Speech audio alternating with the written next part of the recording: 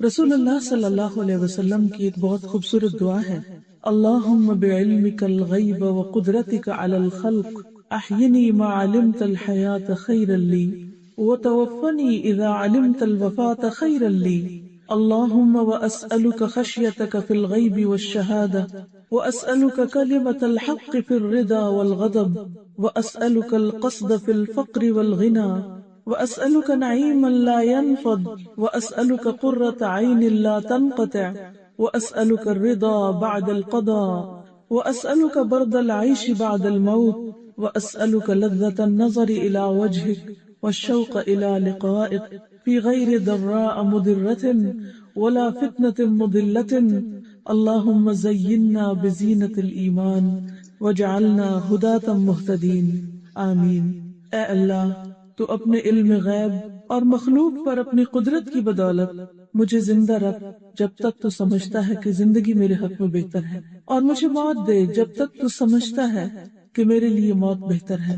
اے اللہ، اور میں غیب اور حاضر میں تجھ سے ڈرتے رہنے کا سوال کرتی، رضامندی اور غضب کی حالت میں حق بات کہنے کی توفیق چاہتا ہوں، محتاجی اور غنا میں میانہ روی کا سوال کرتا ہوں، نہ ختم ہونے والی نعمت کا سوال کرتا ہوں، نہ ختم ہونے والی آنکھوں کی ٹھنڈک مانگتا ہوں، تقدیر کے فیصلے پر راضی ہونے کا سوال کرتا ہوں، موت کے بعد اچھی زندگی کا طالب ہوں، تیرے چہرے کی طرف دیکھنے کی لذت کا آرزو مند ہوں، تیری ملاقات کا شوق رکھتا ہوں، بغیر کسی نقصان پہنچانے والی تکلیف کے اور بغیر گمراہ کرنے والے فتنے کے۔ اے اللہ، تو ہم کو ایمان کی زینت سے مزین کر دے اور ہمیں ہدایت یافتہ لوگوں کا رہنما بنا دے۔ عزیز بہنوں، رسول اللہ صلی اللہ علیہ وسلم، جن کو اللہ سبحانہ تعالیٰ نے بہت بلند مقام عطا کیا تھا اور اپنا محبوب قرار دیا تھا، اس کے باوجود وہ خود کو اللہ کا بندہ کہتے تھے کہ میں اللہ کا بندہ ہوں۔ مالک تو صرف رب العالمین ہے، خالق کائنات ہے، اور ہم سب اس کی مخلوق ہیں، اس کے مملوک ہیں۔ وہ معبود ہے اور ہم عبد ہیں، عبادت اسی کے لائق ہے اور ہم سب اس کی عبادت کرنے والے ہیں۔ اسی لیے رسول اللہ صلی اللہ علیہ وسلم سے بڑھ کر کسی نے دعائیں نہیں مانگی، کیونکہ وہ اللہ سبحانہ وتعالیٰ کے سامنے حد درجہ عاجزی کا اظہار کرتے تھے، ہر مشکل میں اللہ کی طرف رجوع کرتے تھے، اور بڑی سے بڑی مشکلات جو آپ کی زندگی میں آئی، کبھی بھی آپ نے کسی قسم کا کوئی گلہ شکوہ نہیں کیا، کبھی ناراضگی کا اظہار نہیں کیا، کبھی بے صبری اور بے چینی کا اظہار نہیں کیا، اور ہر حال میں وہ اللہ کے شکر گزار بندے بنے رہے۔ افلا اکون عبدا شکورا، کیا میں اللہ کا شکر گزار بندہ نہ بن جاؤں؟ ہم انہی کی امت ہیں، انہی کے پیروکار ہیں، ہم ان سے محبت کا دعویٰ کرتے ہیں اور ان کی محبت ہماری ایمان کا حصہ ہے، لیکن ان کی محبت ہمیں کیا سکھاتی ہے کہ ہم ان کے نقش قدم پر چلیں، بلکہ اگر ہم اللہ سبحانہ وتعالیٰ سے محبت کا دعویٰ کرتے ہیں تو بھی اللہ سبحانہ وتعالیٰ ہم سے یہ چاہتا ہے کہ ہم ان کی پیروی کریں، ان کے فٹ سٹیپس پر چلیں۔ قرآن مجید میں اللہ تعالیٰ فرماتے ہیں قل ان کنتم تحبون اللہ فاتبعونی یحببکم اللہ، کہہ دیجئے اگر تم اللہ سے محبت رکھتے ہو، ہم سب تو دعویٰ کرتے ہیں نا کہ ہمیں اللہ سے بڑی محبت ہے، تو اس محبت کا ثبوت دینے کے لیے کیا کرنا ہوگا؟ رسول اللہ صلی اللہ علیہ وسلم کی پیروی کرنی ہوگی۔ فاتبعونی، فائدہ کیا ہوگا؟ یحببکم اللہ، اللہ تم سے محبت کرے گا۔ ہم میں سے کون ہے جو یہ نہ چاہتا ہو کہ اسے اللہ کی محبت نصیب ہو؟ ہم تو بندوں کی محبت کے بھوکے رہتے ہیں اور اس پر ناراض رہتے ہیں کہ دوسرے ہم سے محبت نہیں کرتے۔ ہمارا اپنے شوہر سے اکثر کیا شکوہ ہوتا ہے، ہمارا بچوں سے کیا شکوہ ہوتا ہے، ہمارا دوستوں سے کیا گلہ ہوتا ہے کہ بے وفا ہیں، ہماری پرواہ نہیں کرتے، ہماری کیئر نہیں کرتے، ہمیں چاہتے نہیں۔ تو اگر ہم بندوں کی محبت کے بھوکے ہیں تو اس سے بڑھ کر کس کی محبت کا پیاسا ہونا چاہیے، کس کی محبت کی چاہت ہونی چاہیے، اور کس کے لیے کوشش کرنی چاہیے کہ واقعی وہ ہم سے محبت کرے۔ آپ دیکھیے کہ بندے جب ہم سے محبت کرتے ہیں تو ہماری کوئی تکلیف دور نہیں کر سکتے، ہمیں کوئی فائدہ نہیں پہنچا سکتے، مگر وہ جو اللہ چاہے ہمارے کسی کام نہیں آ سکتے جب تک اللہ کا اذن نہ ہو۔ سوچئے اگر ہمیں اللہ کی محبت نصیب ہو جائے تو اس سے بڑھ کر اور کیا چاہیے۔ دنیا کا سب سے خوش قسمت انسان وہ نہیں جس کے پاس سب سے زیادہ دولت ہے، سب سے زیادہ جائیداد ہے، سب سے زیادہ دنیا کی سہولتیں اور آسائشیں اس کو حاصل ہیں۔ دنیا کا سب سے زیادہ خوش قسمت ترین انسان وہ ہے جسے اس کائنات کے مالک کی محبت حاصل ہے۔ اس محبت کو پانے کے لیے ہمیں رسول اللہ صلی اللہ علیہ وسلم کی پیروی کرنی ہوگی، آپ کے نقش قدم پر چلنا ہوگا، ہر معاملے میں، ہر راستے پر، اور خاص طور پر اپنے لیے وہ چاہنا ہوگا، وہ پسند کرنا ہوگا اور وہ مانگنا ہوگا جو اللہ کے رسول صلی اللہ علیہ وسلم نے مانگا۔ وہ کیا تھا جو آپ مانگتے تھے؟ وہ یہی دعائیں تھی۔ ہمیں کم از کم زندگی میں ایک بار تو وہ ساری دعائیں مانگ لینی چاہیے جو سنت سے وارد ہیں، جو رسول اللہ صلی اللہ علیہ وسلم سے ثابت ہیں۔ تو پیارے بہنوں، دن کا ایک معمول بنائیں کہ اپنے دن میں روزانہ 1 2 3 5 7 10 اور اس سے زیادہ جتنی اللہ تعالیٰ توفیق دے وہ دعائیں ضرور مانگے جو رسول اللہ صلی اللہ علیہ وسلم نے مانگی۔ انہی میں سے ایک دعا کا انتخاب میں نے آپ کے سامنے آج کیا ہے کہ آپ کیا مانگتے تھے اور کس طرح مانگتے تھے۔ سب سے پہلے اللہم، اے اللہ، بعلمک الغیب وقدرتک علی الخلق، کہ تیرے غیب کے جاننے کی وجہ سے سب کچھ تو جانتا ہے۔ ہم انسان تو صرف وقتی طور پر کچھ چیزوں کو جانتے ہیں، ہم تو وہ بھی بھول چکے ہیں جو ہم پڑھ چکے ہیں آج تک۔ اکثر بہنیں یہ شکوہ کرتی ہوئی اور یہ پریشانی کا اظہار کرتے ہوئے نظر آتی ہیں کہ دعا کریں مجھے جو پڑھوں یاد رہے۔ میں پڑھتی تو جا رہی ہوں مگر مجھے یاد نہیں رہتا، وہ ساتھ ساتھ حافظے سے مٹتا چلا جاتا ہے۔ اور یہ صرف ان کا حال نہیں، ان کو تو فکر ہے، ہم جیسے لوگ جو بے فکرے ہیں ان کو تو فکر بھی نہیں کہ کیا یاد اور کیا بھول گیا۔ اور پھر اصل یاد رہنا امتحان کے پیپر میں لکھنے کے لیے یاد رکھنا نہیں ہے، بلکہ اصل یاد رکھنا وہ یاد رکھنا ہے کہ جو ہمارے عمل میں آ جائے۔ اگر ہمیں قرآن کی کوئی آیت کسی سچویشن میں یاد نہیں آتی، عمل کے وقت یاد نہیں آتی اور ہم اس وقت بھول جاتے ہیں تو پھر بھول گئے، پھر اس علم کا فائدہ نہ ہوا۔ علم کا فائدہ اس وقت ہے جب عمل کی باری آئے۔ لہٰذا اگر کسی کا حافظہ بہت اچھا نہیں بھی اور اس کے ٹیسٹ بہت اچھی طرح سے پاس نہیں بھی ہوتے تو بھی کوئی بات نہیں، کوئی نقصان نہیں، کوئی خسارہ نہیں، کہیں پیچھے نہیں رہے آپ۔ اگر آپ عمل کر رہے ہیں، اگر آپ رسول اللہ صلی اللہ علیہ وسلم کا اتباع کر رہے ہیں، ان کی فرما برداری کر رہے ہیں، ان کے پیچھے پیچھے چل رہے ہیں، ان کو اپنا سب سے بڑا امام مانتے ہیں، کوئی نقصان نہیں، کچھ بھی نہیں۔ لہٰذا اللہ کے رسول صلی اللہ علیہ وسلم دعا مانگ رہے کہ اللہ، چونکہ تو غیب کا علم جانتا ہے اور میں نہیں جانتا، اس لیے تیرے فیصلے حکمت پر مبنی ہے اور جو کچھ تو کرتا ہے میں اس پر اعتماد کرتا ہوں، کیونکہ میں تو جانتا نہیں میرے لیے کیا اچھا ہے۔ مثلا مجھے کوئی خاص کھانا پسند ہو سکتا ہے، کوئی خاص پینا پسند ہو، کوئی ڈرنک پسند ہو سکتا ہے، کوئی خاص لباس پسند ہو سکتا ہے، اور میں کوشش کر رہی ہوں کہ وہ کسی طرح حاصل کر لوں، پکا لوں، کھا لوں وغیرہ وغیرہ، لیکن for some reason ہو نہیں پا رہا۔ کئی چیزیں ایسی ہوتی ہیں نا جو ہم لائف میں کرنا چاہتے ہیں، مثلا ہم چاہتے ہیں کہ ہمارے بچے ڈاکٹر بن جائے فار ایگزامپل، لیکن وہ پڑھ کے ہی نہیں دیتے، ان کو شوق ہی نہیں ڈاکٹر بننے کا۔ کسی کو شوق ہوتا ہے اس کا بچہ حافظ بن جائے اور وہ بچہ مان کے نہیں دیتا۔ کوئی چاہتا ہے اس کا بچہ بہت خدمت خلق کرنے والا ہو، بہت خدمت گزار ہو یا اس کے ساتھ رہے، لیکن وہ سنتا ہی نہیں، وہ کرتا ہی نہیں۔ اب ہم ہیں کہ پریشان ہوئے چلے جاتے ہیں، میں چاہتی ہوں میرا بچہ عالم بنے، میں چاہتی ہوں میرا بچہ حافظ بنے، مگر یہ تو سنتا ہی نہیں، کیا کروں؟ اچھا، سوچنے کی بات ہے کہ آپ کیوں حافظ بنانا چاہتے ہیں، اسی لیے نا کہ وہ قیامت کے دن میری سفارش کرے اور اس کی وجہ سے ہم جنت میں چلے جائیں اور ہم کو بہت بڑا تاج مل جائے اور بہت بڑی عزت مل جائے، یا کوئی اور ریزن ہو سکتی کہ یہ جنت میں پہنچ جائے خود بھی۔ لیکن اللہ کو پتا ہے کہ وہ اس نیکی کے ذریعے نہیں کسی اور نیکی کے ذریعے پہنچنے والا ہے۔ تو ہمیں اللہ سبحانہ و تعالیٰ سے اس کا فضل مانگتے رہنا چاہیے، خیر اور بھلائی مانگتے رہنا چاہیے، اور اللہ تعالیٰ پر مکمل اعتماد کرنا چاہیے کہ اللہ میں آپ سے سوال کر رہی ہوں اور خیر کا سوال کر رہی ہوں، لیکن غیب کا علم سارا تیرے پاس ہے، تو جو تو فیصلہ کرے گا، میری دعا کو جس رنگ میں تو قبول کرے گا میں اس پہ راضی ہوں۔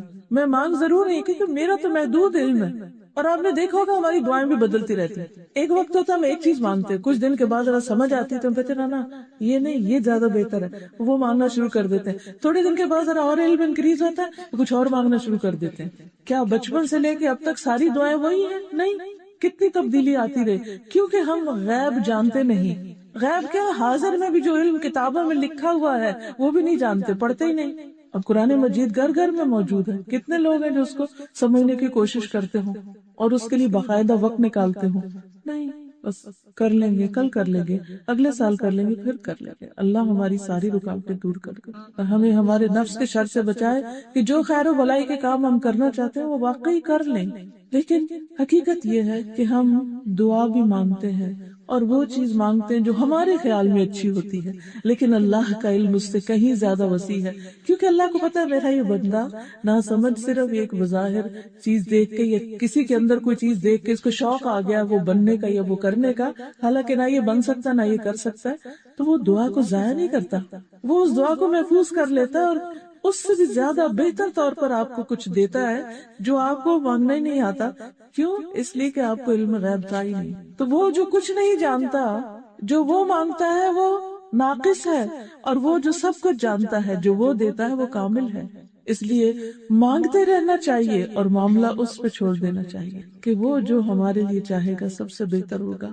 اللہم بعلمک الغیب وقدرتک علی الخلق، اور تیری قدرت کی وجہ سے جو ساری کریشن پر، ساری خلق پر، خلق سے مراد صرف انسان نہیں ہے، خلق میں ہر وہ چیز آتی جو اس نے پیدا کی، یعنی اللہ سبحانہ وتعالیٰ نے کائنات کو بنا کر اس کو ایسے نہیں چھوڑ دیا کہ اب وہ آؤٹ آف کنٹرول ہو گئی اس نے ایسا کچھ نہیں بنایا کہ جس کو اب وہ پکڑ نہ سکتا یا جس کو وہ اٹھا نہ سکتا اور جو اس کے قابو سے باہر ہو گئی۔ ہم تو بعض اوقات ایسی چیزیں بناتے ہیں نا کہ جو ہمارے بس میں اختیار میں نہیں رہتی، مثلا ہم بناتے نہیں، مثلا ہم بچے پیدا کرتے ہیں، وہ بچے چھوٹے ہوتے ہیں تو ہمارے قابو میں ہوتے ہیں، ہم انہیں کھینچ کے بٹھا لیتے ہیں، پکڑ کے روک لیتے ہیں، ان کو چپ کرا دیتے ہیں، بولتوں کو پارا ہوگا، لیکن ایک وقت آتا ہے جب وہ جان پکڑتے، طاقتور ہوتے ہیں، جب قوت پکڑتے ہیں تو پھر کیا کرتے ہیں؟ وہ ہمیں چپ کرانے لگتے ہیں۔ پیدا ہم نے کیے، پالے ہم نے، ہمارے اختیار میں تھے، ارے یہ کیا ہوا؟ وہ ہم سے پوچھتے ہیں کہاں جا رہی ہیں آپ، کیوں جا رہی، کیوں اس چیز کو سنتی، آپ یہ نہیں کر سکتے، فلاں گھر میں نہیں آئے گا، ہم یہ نہیں کریں گے، ہم وہ نہیں کریں گے، اتنی ساری باتیں۔ آپ سوچتے اچھا جب سے میرا بیٹا بڑا ہو تو میں اسے کہتی ہوں میں تمہاری ماں ہوں، تم میرے ابا نہیں ہو، تم میرے مالک نہیں ہو، مجھے ڈکٹیٹ مت کرو، کیونکہ بچے جب تھوڑا سا بھی پڑھ جاتے ہیں تو وہ سمجھتے ہیں کہ ہم سب کچھ بن گئے، اب ہم ہر ایک کو اپنے پیچھے لگائیں، یہ پاسبل نہیں، اور ماؤں کو ایسا ہونا بھی نہیں چاہیے کہ بچوں کو سر چڑھائیں۔ ٹھیک ہے لاڈ کرے، پیار کرے، ان کو سمجھائیں، سکھائیں، سب کچھ کریں، مگر ان کو ان کی حدود سکھائیں۔ آپ یہاں ہیں، اللہ نے آپ کو حکم دیا ہے کہ ماں باپ کے آگے، یہ میرا حکم نہیں ہے، یہ اللہ کا حکم ہے۔ اللہ سبحانہ وتعالیٰ تم سے یہ چاہتا ہے کہ ماں باپ کے آگے کندھے جھکا کے رکھو، اور یہ اس وقت زیادہ افیکٹو ہوگا جب وہ باپ کے ساتھ بدتمیزی کرے تو آپ اس کو روکیں کہ نہیں تم ایسا نہیں کر سکتے، چاہے آپ کے باپ کے ساتھ کلیشز ہی کیوں نہ ہو، کیونکہ آپ اس کو ادب سکھائیں۔ آپ کے اور آپ کے شوہر کے ڈفرینسز ہو سکتے ہیں، آپس میں ناچاکیاں ہو سکتی ہیں، لیکن کبھی بھول کے بھی بچوں کو باپ کا نافرمان نہ بنائیں، کیونکہ آج وہ اس کے ساتھ کریں گے، کل اس کے ساتھ مل کے آپ کے ساتھ وہی کریں گے، کیونکہ حیا اٹھ گئی نا، جب حیا اٹھ جائے گی، بدتمیزی ہو جائے گی، بد اخلاقی ہو جائے گی، پھر وہ کسی کے ساتھ بھی کریں گے۔ اپنے ساتھ بھی بدتمیزی کیوں نہ کرنے دیں، کیونکہ پھر اگر وہ آپ کا احسان نہیں مانتے کہ آپ نے ان کو پیدا کیا، جبکہ اللہ نے 3 درجے رکھے آپ کے باپ کے مقابلے میں بھی، یعنی ماں کے، تو ماں کبھی بھی اپنی اولاد کو یہ جرت نہ دے کہ وہ ماں باپ کے ساتھ بدتمیزی کرے۔ تو بہرحال کہنے کا مطلب یہ ہے کہ اللہ تعالیٰ نے ہر شخص کو کوئی نہ کوئی اتھارٹی دے رکھی، اور اس کے ساتھ کچھ نہ کچھ اس کی لمٹس ہیں، ہر ایک کی لمٹس ہیں۔ اب کرنا کیا چاہیے کہ جب یہ لمٹس ہمیں سمجھ آ جائے اور ہم دیکھ رہے ہوں کہ ہماری کچھ طاقتیں بچپن میں تھی، خوب بھاگنا دوڑنا، ہر وقت آپ دیکھیں نا بچے کیسے بھاگ رہے ہوتے، اوپر چڑھ، نیچے اچھل کود، کچھ طاقتیں جوانی میں زیادہ ہوگی، بھاگنا دوڑنا نسبتاً کم ہو جاتا، لیکن مینٹلی پختہ ہونے لگتے ہیں، میچور ہونے لگتے ہیں بچے، کچھ ایکسپیرینس کی وجہ سے بڑھاپے میں انسان طاقتور ہو جاتا ہے لیکن فزیکلی کمزور ہو جاتا ہے۔ ہر صاحب طاقت کی ایک لمٹ ہے، لیکن اللہ سبحانہ تعالیٰ کو اپنے مخلوق پر مکمل اختیار حاصل ہے، پوری قدرت حاصل ہے۔ اب آپ دیکھیے کہ اس کو چھوڑ کے ہم بندوں کے پیچھے بھاگتے ہیں، تم میرا یہ کر دو، تم یہ کر دو، ہم ان کے لیے روتے ہیں، ان کے لیے عاجزی اختیار کرتے ہیں کہ یہی میرا کچھ بنائے گا، اور بھول جاتے ہیں اس رب کو جو ساری مخلوق کا مالک۔ اگر کوئی بندہ ہمارے ساتھ بھلائی کرتا ہے، خیر خواہی کرتا ہے، تو یہ اس کی ذاتی صفت نہیں ہے، وہ اللہ نے اس کو دی، اس کے دل میں اللہ نے رحم ڈالا۔ ماں محبت کرتی تو اللہ نے دل میں محبت ڈالی ہے۔ تو ایک وہ ہے جس کے پاس جو اختیار ہے، مال ہے، یہ دولت ہے، یہ اسٹیٹس ہے، کچھ بھی، وہ اس کا ادھارا ہے، وقتی ہے، محدود ہے، لمیٹڈ ہے۔ اور ایک وہ جس کے پاس ان لمیٹڈ ہے، جس کے پاس مکمل ہے، کمپلیٹ، اور پوری طاقت اور پورا اختیار۔ اب کس سے مانگنا چاہیے، کس پہ ڈیپینڈ کرنا چاہیے، کس پہ بھروسہ کرنا چاہیے؟ ان بندوں پہ جو مالک ہی نہیں اپنی کسی چیز پہ، یا اس پر جو سب چیزوں کا مالک ہے۔ وَقُدْرَتِكَ عَلَى الْخَلْقِ، اللہ تجھ سے مانگتی ہوں کیونکہ تو ساری خلق پر قدرت رکھتا ہے، سب تیرے قبضے میں، کنٹرول میں۔ وما من دابۃ فی الارض الا هو آخذ بناصیتها، کوئی چلنے والا زمین پر ایسا نہیں، کوئی جاندار، مگر یہ کہ اس کی پیشانی کے بال اللہ کے ہاتھ میں، یعنی کنٹرول اور اختیار پورا اللہ سبحانہ تعالیٰ کے پاس نہ ہو، جس کا بڑے سے بڑا جابر ظالم کوئی بھی، سب اللہ کے اختیار میں۔ یہ کہہ کے یعنی اللہ تعالیٰ کی صفات بیان کر کے، اس کی قدرت کا اظہار کر کے، اس کے علم کے کمال کا اظہار کر کے کیا مانگا اللہ کے رسول صلی اللہ علیہ وسلم نے؟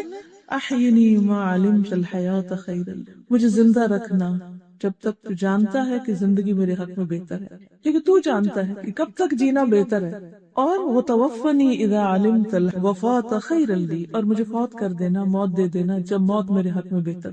انسان جب زندگی میں تنگ ہو جاتا ہے بعض تکلیفوں سے، بیماریوں سے، بڑھاپے سے، یا کسی کے تنگ کرنے سے، یا فقر و فاقہ سے، تو عموماً کیا سوچتا ہے کہ بس دنیا میں جینے کا کوئی مزہ نہیں، اب تو نہ کھانے میں مزہ ہے، کھا لے تو ہضم کرنے میں مشکل ہے، اور چلنے پھرنے میں جسم ساتھ نہیں دیتا، سوچنے سمجھنے میں دماغ ساتھ نہیں دیتا، بچے بھی چھوڑ گئے ہیں، کوئی میرا ساتھی نہیں، کچھ بھی نہیں، اب کس لیے جینا، کس کی خاطر جینا؟ تو ایک مایوسی سی چھانے لگتی ہے لوگوں پر جب وہ دیکھتے کہ دنیا والے بے وفائی کر گئے، تو وہ سوچتا ہے کہ اس سے بہتر ہے مر جائیں۔ یا کسی کا کوئی دل ٹوٹتا ہے تو بعض اوقات وہ خودکشی کی کوشش کرتا ہے، اور کئی لوگوں نے زندگی میں ٹرائی بھی کیا ہوتا ہے، کوئی دوا کھا لیں، کسی اور چیز سے اپنے آپ کو مار ڈالیں۔ انسان پہ مایوسی چھانے لگتی، پریشان ہونے لگتا ہے انسان۔ پھر بھی ہمیں زندگی کو ختم کرنے کی دعا نہیں کرنی چاہیے، کیا مانگنا چاہیے کہ یا اللہ جب تک زندہ رہنا بہتر ہے تو زندہ رہنا۔ اچھا، ہمارے یہاں یعنی ہمارے دین میں مرسی کلنگ نام کی کوئی چیز نہیں کہ کوئی شخص اتنا بیمار ہو جائے کہ اس کی تکلیف بہت زیادہ ہو تو ہم اس کو مار ڈالیں تاکہ اس کی جان چھوٹ جائے، نہیں، کوئی پتہ نہیں آگے اس سے زیادہ پکڑی جائے۔ تو مومن پر جب کوئی تکلیف آتی ہے تو وہ تکلیف اس کے گناہوں کا کفارہ ہوتی، ایک کانٹا جو اس کو چبھتا ہے تو اس کے گناہ جھڑتے چلے جاتے ہیں، بخار جو اس کو چڑھتا ہے تو اس طرح گناہ جھڑتے ہیں جیسے درخت کے سوکھے پتے جھڑتے ہیں، اور اینڈ آف دا ڈے آپ نے دیکھا ہوگا درخت پورے کا پورا خالی ہو چکا ہوتا ہے۔ تو بیماری سے بھی جب انسان نکلتا ہے تو ایسے پاک ہو جاتا ہے جیسے ماں کے پیٹ سے نکلا ہو۔ تو بیماری مومن کے حق میں بری نہیں ہوتی جب تک اللہ چاہتا ہے رکھتا، اور جب انسان کو اللہ چاہتا ہے شفا دیتا ہے۔ اسی لیے ابراہیم علیہ السلام نے عرض کی تھی اپنے رب کے حضور، وَإِذَا مَرِضْتُ فَهُوَ يَشْفِينِ، کہ جب میں بیمار ہوتا ہوں تو وہ مجھے شفا دیتا ہے، یعنی بیمار میں ہوتا ہوں، میری غلطیوں کی وجہ سے مجھے بیماری آتی ہے، لیکن شفا وہ مجھے دیتا ہے۔ تو بیماری انسان کے حق میں فائدہ مند ہوتی ہے، وہ اس کے گناہوں کا کفارہ اور اس کو پاکیزگی عطا کرنے والی ہوتی ہے۔ اس لیے اگر آپ کسی شخص کو بہت پین میں بھی دیکھیں، کبھی نہ سوچے، کبھی بدگمانی نہ کریں کہ نعوذ باللہ اللہ تعالیٰ ظالم ہے اور وہ اس بندے کو سزا دے رہے ہیں یا کچھ نہیں، بعض اوقات گناہوں کا کفارہ اور بعض اوقات درجوں کی بلندی، کل کو اتنا بڑا اجر کہ انسان سوچ بھی نہ سکے۔ دنیا میں ایک اولاد کے حصول کی خاطر عورتیں کیسی کس تکلیفیں برداشت کرتی ہیں، پریگننسی سے لے کر ڈیلیوری کے سارے مرحلے شدید ترین تکلیف کے، لیکن کس لیے؟ اولاد کی خاطر، نہ ایک خوشی کی خاطر کہ انسان سمجھتا میں اس کے بغیر انکمپلیٹ ہوں۔ اور جن کے پاس اولاد نہیں ہوتی بعض اوقات اس غم میں ساری ساری زندگی روتے رہتے ہیں، حالانکہ ضرورت نہیں رونے کی، اللہ تعالیٰ اس کا عوض ان کو بہت جلدی دے دے گا، کیونکہ دنیا میں جب اللہ تعالیٰ کوئی چیز لے لیتا ہے یا انسان کو ملتی نہیں تو آخرت میں اس کا بہت بڑا اجر ہے بے حساب، اور وہاں مل بھی جائے گی اور ہمیشہ کے لیے مل جائے گی۔ تو چند دن کی تو بات ہے، تھوڑے دن کا امتحان ہے، جو ملا وہ بھی اور جو نہیں ملا وہ بھی۔ اس لیے مایوس نہیں ہونا، موت نہیں مانگنی، اپنے لیے بری چیز نہیں مانگنی، اپنے حق میں بد دعا نہیں کرنی، بچوں کو بد دعا نہیں دینی، کسی کو بھی بد دعا نہیں دینی، کیونکہ اگر وہ قبول ہو گئی تو انسان خود ہی پھر پریشان ہوگا، کیونکہ ہمیں غیب کا علم نہیں نا، اللہ کو پتا ہے کہ اس بندے کو اس درجے کی تکلیف چاہیے، اور لا یکلف اللہ نفسا الا وسعها، اللہ کسی کو اس کی وسعت سے زیادہ تکلیف دیتا بھی نہیں، اس کو پتا ہے کہ اتنی بندہ سہ سکتا ہے، اتنا وہ بوجھ اس پر ڈال دیتا ہے تاکہ وہ اس کو سہ کے کل بہتر زندگی کی طرف لوٹے۔ اس کو پتا ہے جنت کیسی ہے اور اس بندے کا درجہ کیسا ہے، اس نے اس کو وہاں تک پہنچانا ہے۔ ہم کہتے ہیں ہائے جلدی سے بس اب کوئی شارٹ کٹ ہو، ختم ہو یہی معاملہ، اور یہ جلدی سے وہاں پہنچے، وہاں نہیں، وہاں جانے کے لیے سٹیپس ہیں، وہ پار کرنے ہیں، اس تکلیف اور اس دکھ اس درد سے گزرنا ہے۔ نو پین نو گین۔ اب جو لوگ آخرت پر ایمان نہیں رکھتے، جو لوگ جنت پر یقین نہیں رکھتے، جو اللہ کے رحم و کرم پر یقین نہیں رکھتے، وہ کیا کہتے ہیں، ہم شاید نعوذ باللہ زیادہ رحیم ہیں لہٰذا مار ڈالو اس کو، اور اس کو نام کتنا خوبصورت دیا، مرسی کلنگ، یہ اس پہ رحم ہو رہا ہے۔ آپ کب سے اللہ سے بڑھ کر مہربان ہو گئے بندوں پر؟ جس کی مخلوق ہے وہ سب سے زیادہ مہربان ہے، وہ زیادہ بہتر فیصلہ کر سکتا ہے کہ کب کس کو موت دینی ہے۔ اسی طرح یہ دعا اس وقت کے لیے سکھائی گئی ہے جب انسان انتہائی پریشان ہو، انتہائی دکھی ہو اور جینا نہ چاہتا ہو، زندگی سے بیزار ہو چکا ہو۔ اللہ سبحانہ و تعالیٰ کے علم پر، اس کے فیصلوں پر بھروسہ کرتے ہوئے معاملہ اس پہ چھوڑ رہا ہے کہ یا اللہ جب تک میری زندگی میرے حق میں اچھی ہے تو مجھے زندہ رکھنا۔ یعنی انڈائریکٹلی کیا کہ اگرچہ اس میں تکلیفیں ہیں، اگرچہ یہ بے مزہ ہے، اگرچہ اس میں کچھ نہیں رہا میرے لیے، لیکن پھر بھی میں موت نہیں چاہتی کیونکہ زندگی تو ایک ہی بار ملی ہے نا۔ جو نیکیاں اب کما رہی ہوں اپنی آخرت کے لیے وہ کل تو نہیں کما سکتا۔ دنیا کے لیے اگر کچھ اکٹھا کرنا ہو تو انسان آخری حد تک کوشش کرتا ہے، تھک کبھی نہیں تھکتا، میکسیمم ایفرٹ۔ تو آخرت کے لیے بھی میکسیمم ایفرٹ۔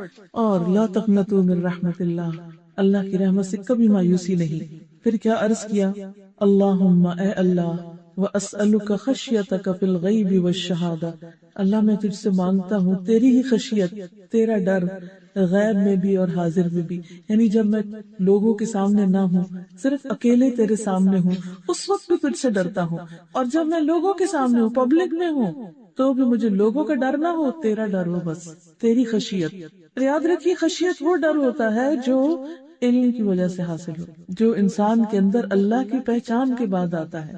ایک ہوتا ہے بس ویسے ہی ڈر، ماں باپ بچوں کو بچپن سے ڈرا دیتے ہیں، ایسا نہیں کرو اللہ تعالیٰ ماریں گے، ایسا نہیں کرو جہنم میں ڈالیں گے، ایسا کرو۔ ایک وہ ڈر ہوتا ہے جس میں نہ بچوں کو پتا ہوتا ہے کہ وہ کون ہے جو اتنا ظالم ہے نعوذ باللہ کہ جو ہر وقت جہنم میں ڈالے گا، اور وہ کانسیپٹ بھی بچوں کا یہ بن جاتا ہے اللہ تعالیٰ کے بارے میں، تو اس طرح کرنے سے پرہیز کرنا چاہیے۔ اور ایک وہ ڈر ہے جو پہچان کے بعد آتا ہے، جب انسان اللہ کی عظمت کو جان لیتا ہے کہ وہ کتنا بڑا ہے، اور اس کی بڑائی تھوڑی دیر کے لیے سوچئے کہ یہ آسمان جو اس کی تخلیق کا ایک نمونہ ہے، کتنا بڑا آسمان، رائٹ لیفٹ جدھر کو آپ دیکھیں، جہاں بھی جائیں، اگر اور کچھ نظر آئے یا نہ آئے آسمان ضرور نظر آتا ہے۔ اتنا بڑا آسمان، یہ ایک نہیں ہے، یہ 7 ہے، 7 آسمان۔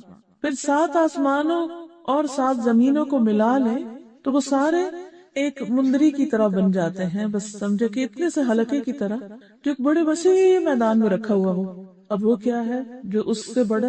اس کی کرسی۔ پھر کرسی اس کے عرش کے سامنے ایسے ہو جاتی ہے جیسے یہ مندری ایک پورے بڑے صحرا میں۔ پھر اس عرش پر وہ جلوہ فرما ہے، انسان کا دماغ سوچ ہی نہیں سکتا، آنکھ دیکھ ہی نہیں سکتی۔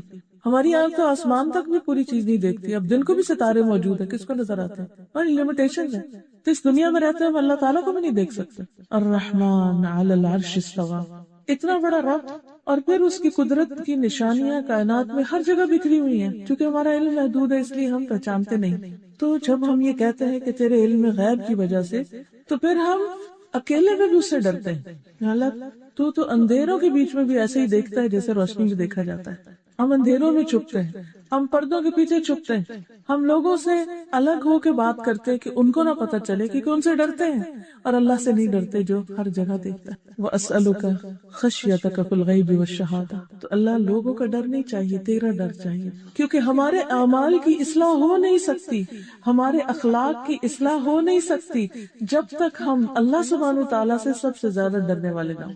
میرے دل میں کیا ہے یہ صرف اللہ کو پتا ہے، میں کیا سوچ رہی ہوں اس کے بارے میں، بندوں کے بارے میں صرف وہ جانتا ہے۔ تو اس لیے اسی سے سوال کرتے کہ یا رب ہر حال میں صرف اپنا ڈر دے دے۔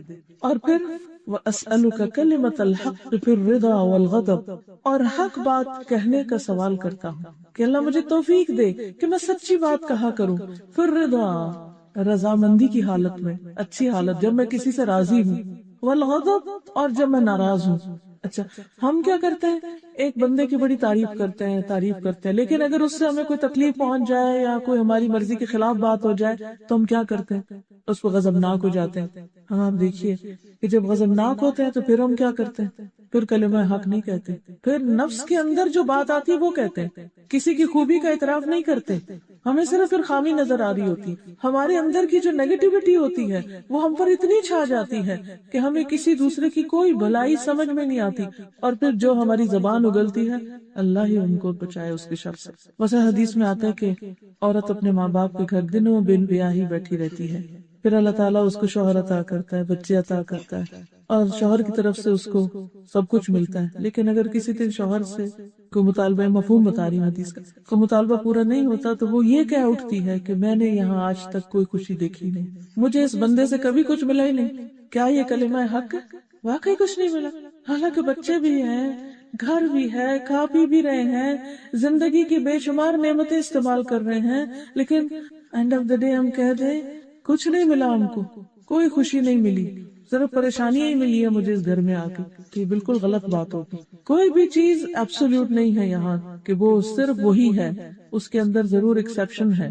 ٹھیک ہے، آپ کو بہت تکلیفیں ملی یا آپ ہرٹ ہو گئے تو آپ نے یہ کہہ دیا، تو یہی تو اللہ تعالیٰ سکھا رہے ہیں کہ یا اللہ میں جتنی بھی غضبناک ہوں پھر بھی مجھے حق بات کہنا سکھا، اور جتنا بھی میرا دل کسی سے راضی ہے پھر بھی میں حق بات کہہ سکوں، کیونکہ ہوتا پتہ کیا ہے، کہتے ہیں نا محبت اندھی ہوتی ہے، جب ہم کسی سے محبت کرتے ہیں، کسی سے عقیدت رکھتے ہیں، تو پھر ہمارا حال کیا ہوتا ہے، ہمیں اس کی خامیاں بھی نظر نہیں آتی، ہم اس کو حق بات نہیں کہہ سکتے، ہم اس کو سچی بات نہیں کہہ سکتے۔ تو یہ ایک کوالٹی ہے جو اللہ سبحانہ وتعالیٰ عطا کرتا ہے، لیکن ہم نے کب مانگی؟ ہم نے مانگی نہیں کبھی۔ یہ دعائیں بھی بعض اوقات پڑھتے ہیں لیکن بے سوچے سمجھے پڑھے چلے جاتے ہیں۔ تو یہاں کیا سکھایا گیا؟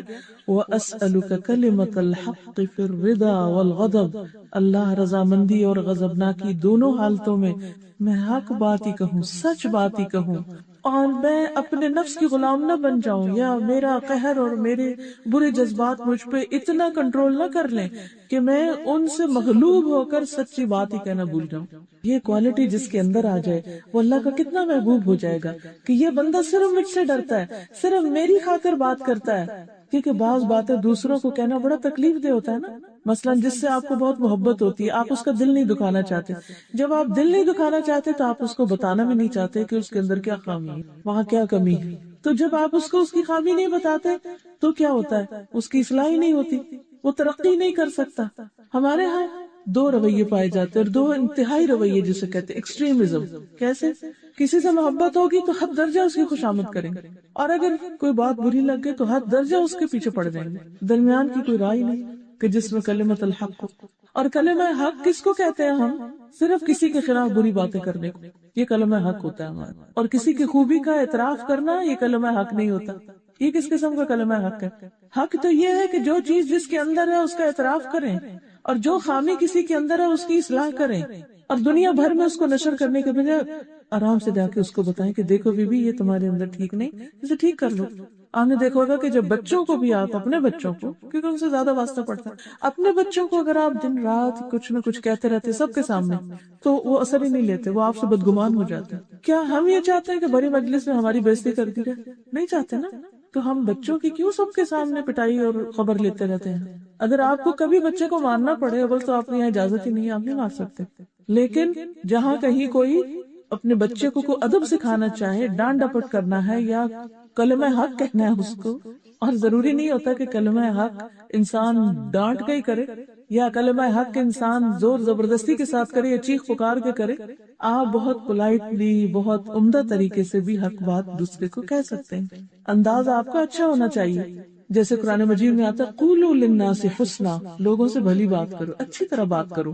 اچھا، قولوا للناس حسنا میں للناس میں ہم اپنے بچے، اپنا شوہر، اپنے گھر والے، اپنے بہن بھائی ان کو آؤٹ کرتے، اور جب گھر سے باہر جاتے ہیں تو بہت پولائٹ ہو جاتے ہیں۔ تو ہم اللہ کے حکم پر تو عمل نہیں کر رہے۔ ہم کبھی اپنے سے بڑوں، جن کو ہم بڑا مانے، ہم کبھی اپنے سے بڑوں سے بات کرتے تو پھر بھی ادب سے بات کرتے ہیں، اور جس بڑے سے ہمیں کوئی شکایت ہو اس کے خلاف جیسے چاہیں بات کرتے ہیں۔ تو کلمہ حق ضروری نہیں ہوتا کہ آپ اپنے آپ کو بڑی چیز سمجھیں کہ میں کلمہ حق کہنے لگا ہوں، اور دوسرے کو حقیر سمجھے، ذلیل سمجھے، اور پھر آپ کہیں کہ میں یہ تم کو حکم دیتا ہوں ایسا کرو ایسا نہیں۔ جب آپ کلمہ حق کہنے لگے تو پہلے وہ حق اپنے آپ کو بھی سنائیں، اور پھر اعتراف کریں کہ یا اللہ میں ایک کمزور بندہ ہوں، یا اللہ میں ناسمجھ ہوں، میری سمجھ یہ حد تک جو بات صحیح ہے وہ مجھے کرنے کی توفیق دے۔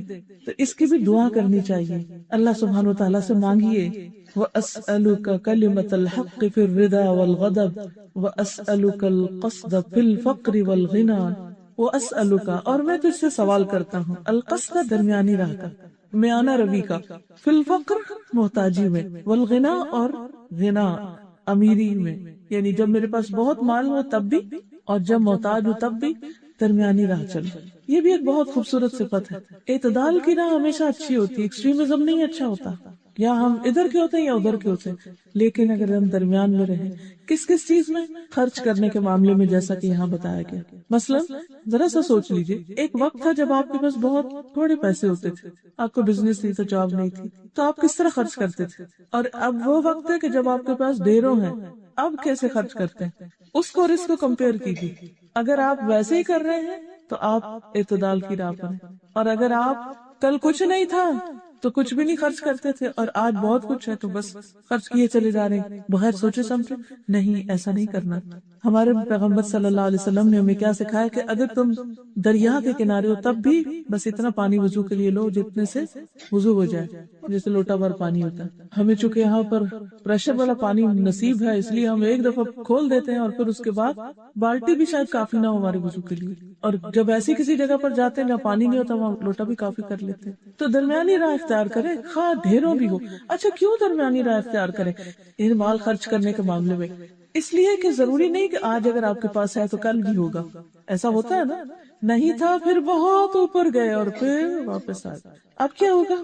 اگر عادت نہیں ہے درمیانی راہ اختیار کرنے کی تو سخت پریشانی اور مایوسی اور حسرت ہے دل میں کہ ہائے وہ وقت تھا جب میرے پاس بہت کچھ تھا کہ روز جوڑا بناتی تھی اور آج نہیں ہے. اعتدال ضرورت کی چیز. اچھا تو پھر وہ باقی پیسوں کو کیا کرے؟ اب تو اتنے زیادہ ہیں کہ سمجھ ہی نہیں آتی خرچ کہاں کرے، تو ان کا کیا کرے؟ تو ہمیں منی مینجمنٹ آنی چاہیے. بیسٹ انویسٹمنٹ کہاں؟ اللہ کی راہ میں، دین کی اشاعت میں، دین کی ترقی میں. آج آپ دیکھیں ہماری مسجدوں کا حال کیا ہے. ان کے ارد گرد پارکنگ نہیں ملتی. کیوں نہیں ملتی؟ کوئی وجہ پتہ ہے آپ کو؟ کیونکہ وہ ایسے ایریا میں بنائی جاتی ہیں کہ جہاں پارکنگ کے لیے زمین نہیں ہوتی. پھر وہ کبھی دوسروں کے گراج کے آگے پارک کرتے ہیں، کبھی راستے میں، کبھی یلو لائن پہ، کبھی ریڈ لائن پہ. اچھا، وجہ کیا ہے؟ پارکنگ کم کیوں ہے؟ کیونکہ زمین کم ہے. اب زیادہ زمین لینے کے لیے کیا چاہیے؟ انویسٹمنٹ چاہیے، زیادہ پیسے چاہیے.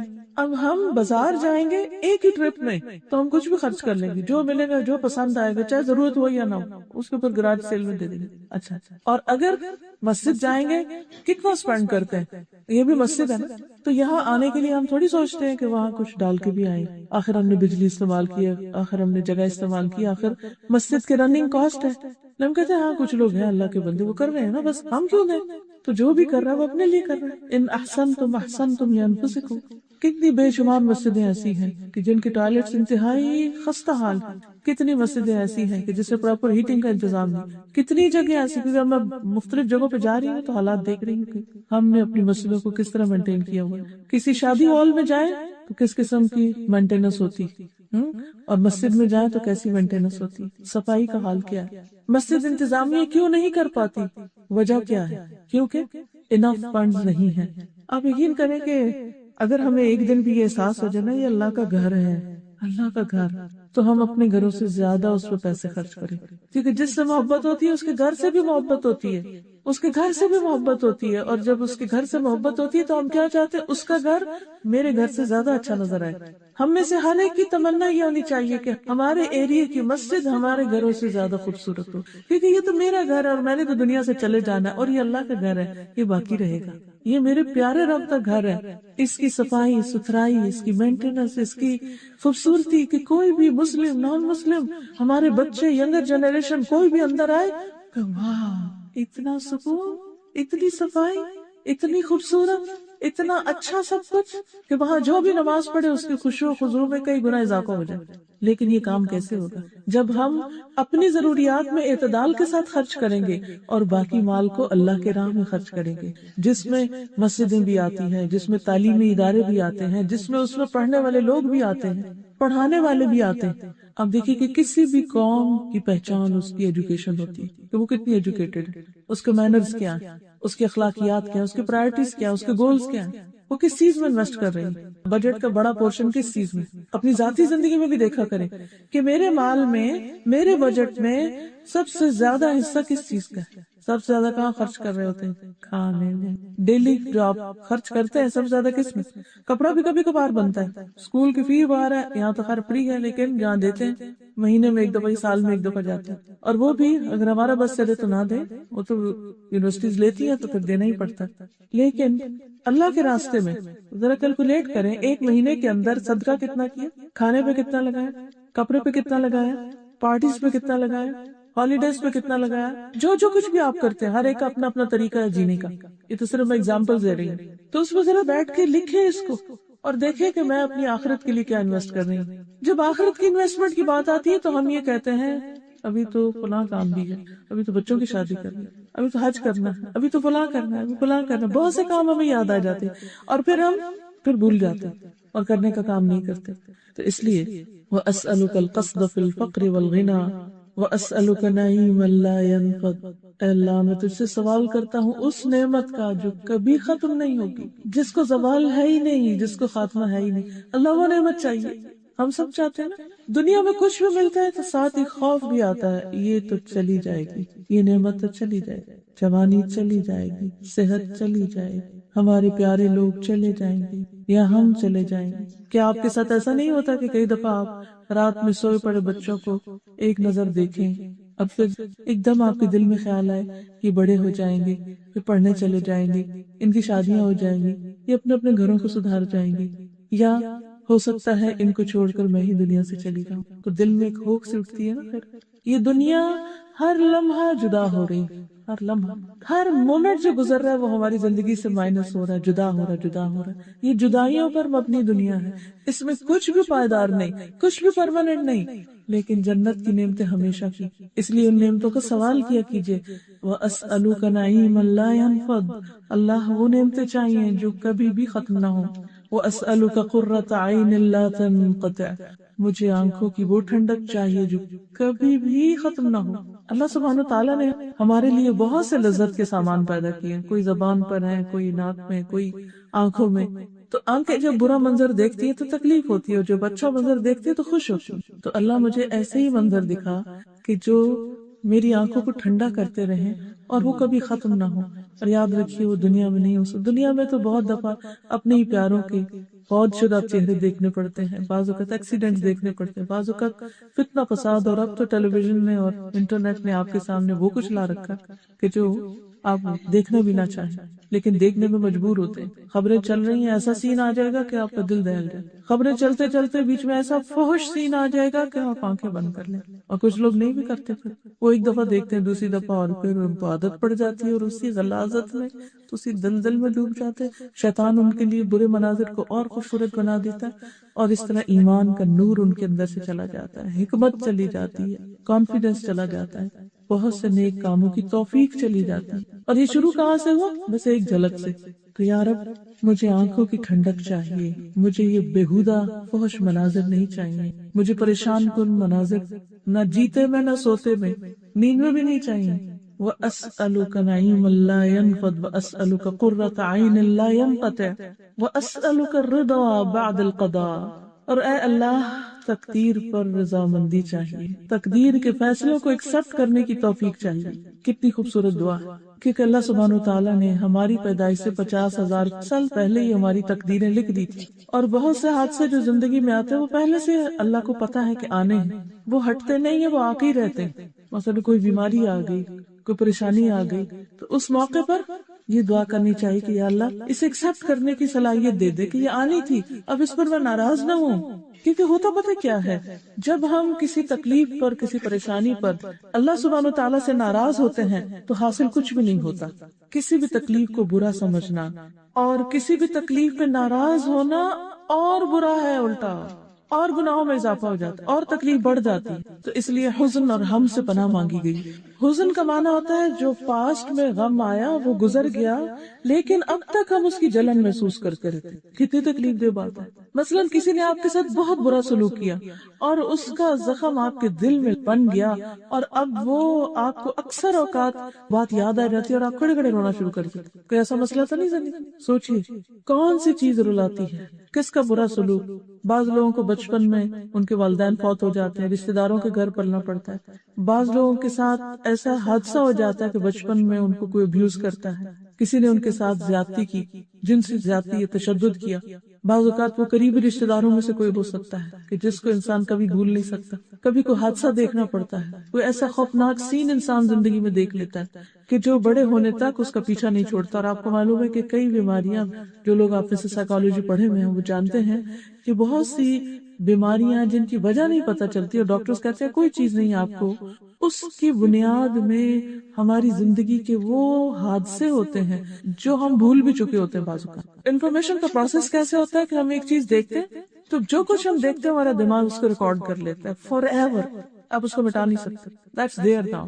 اب وہ کیا ہوتا ہے، کچھ عرصہ تو ہمارے اوپر والے حصے میں رہتا ہے کہ ہمیں یاد رہتا ہے، پھر اس کے بعد وہ نیچے چلا جاتا ہے، سب کانشیس میں چلا جاتا ہے، پھر کبھی کبھی وہ اوپر آ جاتا ہے۔ لیکن ایک تیسرا خانہ بھی ہے کہ جس میں وہ ایسے کنویں میں جا پڑتا ہے کہ اب وہ اوپر کبھی نہیں آتا، لیکن اس کے اثرات اوپر آتے رہتے ہیں۔ آپ کو نہیں یاد کہ آپ کو بچپن میں کسی نے مارا تھا جس کی وجہ سے آپ آج بھی ٹھنڈے سانس بھرتے ہیں؟ کئی لوگ ہوں گے نا وداؤٹ اینی ریزن بیٹھ کے ٹھنڈا سانس لیں گے، اگر ان سے پوچھو کہ خیریت ہے کیا ہے، نہیں کچھ بھی نہیں، اچھا میں نے ایسا کیا مجھے تو پتا بھی نہیں ہوتا ان کو، ٹھنڈے سانس لے رہے ہوتے ہیں۔ کہیں کوئی چوٹ ہے نہیں، کسی نے کچھ کہا نہیں، کچھ بھی یاد نہیں، لیکن وہ جو روح کی گہرائیوں میں چوٹ لگ چکی ہے وہ بار بار اٹھ کے کہیں سے آتی ہے ایک ان نون شکل میں، کبھی آہوں کی شکل میں، کبھی بلا وجہ رونے کی شکل میں، کبھی بلا وجہ اداسی کی شکل میں۔ کبھی کبھی ایسے بھی ہوتا ہے نا کہ آپ کہتے ہیں کوئی ریزن نہیں، میں اداس کیوں، میرا دل نہیں لگ رہا، میں ڈسٹرب ہوں، ریسٹلیس ہوں، کیا مسئلہ ہے؟ پھر آپ چائے بنا کے پینے لگتے ہیں، پھر آپ پیسٹری کھانے لگتے ہیں، پھر آپ کسی کو فون کر کے باتیں کرنے لگتے ہیں، بے وجہ اپنے آپ کو ضائع کرتے ہیں، کبھی اپنے ہیلتھ کو نقصان دیتے، کبھی وقت کو دیتے، کبھی مال کو دیتے۔